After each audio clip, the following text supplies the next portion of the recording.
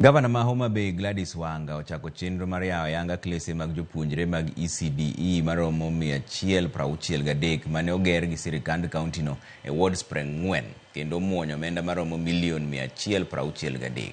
Gedo mag klese ne jopuonjre mag nasari ne sirikand kaunti ma Homabay ochako dwe mar 7 higani e bwo chenro mar mong'ere ni ondoa mabati kaka yor neno ni jopuonjre mag ECDE osome lwasi makare.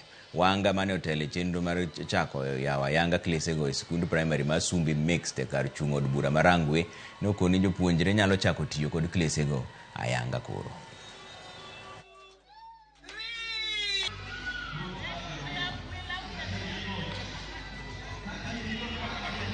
Tie joma penjore ni to Wanga biro mana launch class achiel. Oyo. Kawuono biro chaka ayanga launching mar 163 classrooms across Homabay, done over the last 90 days.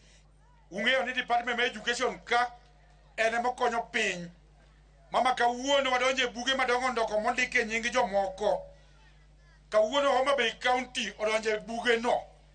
Ng'ama nokwongo ndiki nyinge bugno thurwa ka iluongo ni Letomboya.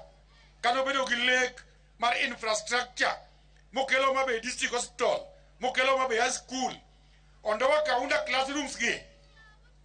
Nyikwaya mane bi nyuol game ka ne som kacha. Somo koso som